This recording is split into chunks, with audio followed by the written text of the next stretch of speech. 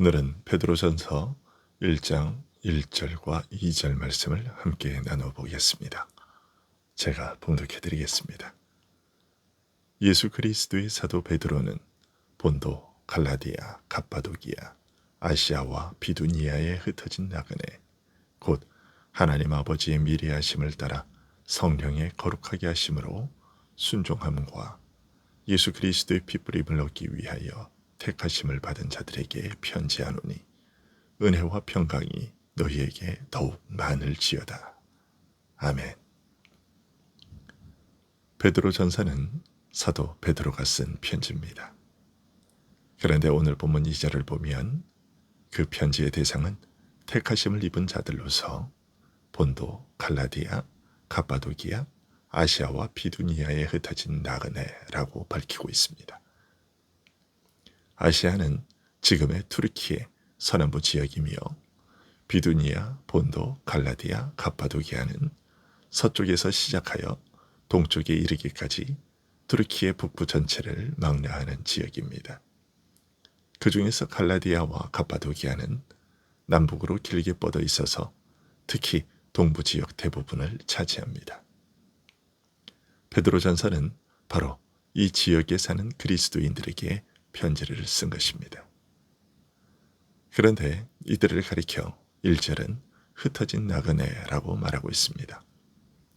신자들을 세상에서 나그네처럼 살아가는 자들이라고 말하고 있는 것이죠. 물론 불신자들 역시 인생을 나그네 길이라고 표현하기도 합니다. 모든 사람이 이 세상에서 잠시 살다가 생을 마감하고 결국은 떠나기 때문에 그런 인생을 가리켜 한 곳에 잠시 머물다가 떠나는 나그네에 비유하는 것이죠. 그런데 오늘 본문에서 베드로는 특별히 신자들을 가리켜 그렇게 말하고 있습니다. 자신이 태어나고 자란 고향 땅에 살면서도 마치 남의 땅, 남의 나라에 잠시 몸을 의탁하고 살아가는 이방인과 같은 처지에 있는 자라고 말하고 있는 것이죠. 같은 나라에 속한 국민이요, 한 직장의 동료이며 심지어 한 부모에게서 태어난 피부치임에도 내가 얻은 가장 소중한 것을 함께 나누지 못하고 아무리 좁히려 해도 그 어떤 것으로 메우려 해도 메워지지 못하는 거리감을 느끼며 살아가는 자들이라고 말하고 있는 것입니다. 무엇이 신자들로 하여금 이런 삶을 살게 하는 것일까요? 그것은 바로 하나님께서 나를 택하여 구별하신 것 때문입니다. 세상에서 구별하여 자기 백성으로 삼으신 것 때문입니다. 2절에 택하심을 받은 자들이라는 말에는 바로 그런 의미가 담겨 있습니다. 그러면 하나님께서 우리를 택하신 그 선택은 어떤 선택입니까? 먼저 사도는 그 선택의 근원 또는 근거에 대해 말합니다. 그 근거는 하나님 아버지의 미리하심을 따라입니다. 우리 자신의 깨달음이나 소원과 바람이 생겨나기도 전에 어떤 생각이나 결심이나 의지가 개입하기 전에 우리 자신의 뜻과 어떤 조건과도 상관없이 오직 하나님 홀로 그 기뻐하시는 뜻을 따라서 우리에게 깊은 관심과 사랑을 가지시고 우리를 택하여 구별하신 것입니다. 다음으로 사도는 하나님께서 우리를 택하신 목적에 대해 알려주고 있습니다. 성령이 거룩하게 하심으로 순종함과 예수 그리스도의 핏부림을 얻기 위하여라는 것입니다. 성령의 거룩하게 하심으로 순종함을 위해서라고 말하고 있습니다.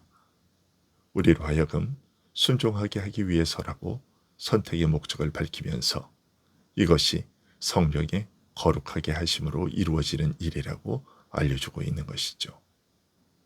이 말은 순종에 대한 우리의 생각을 바꾸어 놓고 있습니다. 우리는 흔히 순종은 내가 뜻을 청하고 결심하며 온 힘을 다해 힘쓰고 노력하여 이루어내는 것이라고 생각합니다. 그 주체를 나라고 생각하는 것이죠. 하지만 오늘 본문에서 사도는 순종은 오직 성령께서 우리를 거룩하게 하시는 그 능력과 은혜로서 비로소 가능한 것이라고 알려주고 있습니다.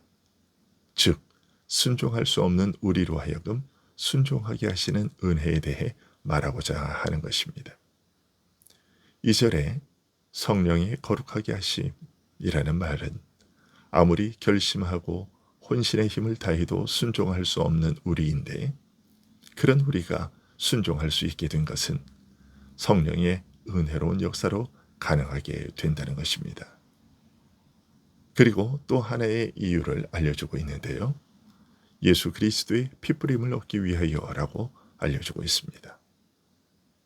예수님께서 죄인의 죄를 대신 지고 죽으신 그 죽음으로 우리의 죄를 씻어 정결하게 하시는 은혜를 입게 하기 위해 우리를 택하셨다는 것입니다.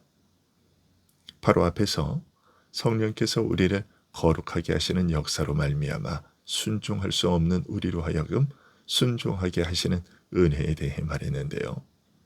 하지만 성령께서 우리를 거룩하게 하시는 그 역사는 먼저 그리스도께서 우리의 죄를 사하여 깨끗하게 하시는 은혜의 그 토대와 근거를 두고 있다고 하는 것입니다. 그리스도께서 우리의 죄를 대속하신 구속 없이는 성령의 거룩하게 하시는 역사도 있을 수 없는 것이죠. 우리 죄인을 위해 속죄하신 그리스도의 은혜 위에서 비로소 성령께서 죄로 더러워진 우리의 성품과 행실을 정결하게 하시고 거룩하게 하시는 역사가 가능하게 되며, 그리하여 우리로 순종에 이르게 하시는 역사가 가능해지는 것입니다.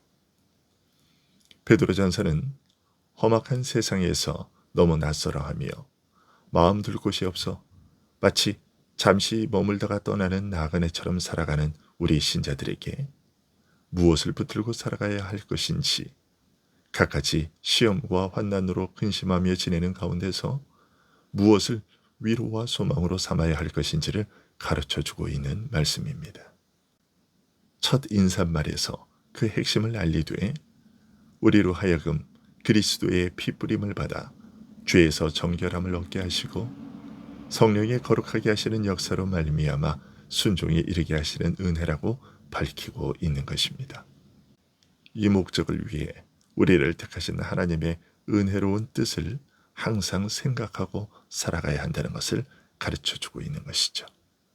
오늘도 우리가 이 목적에 부합한 삶을 살아가게 될 수 있기를 간절히 소원합니다. 기도하겠습니다.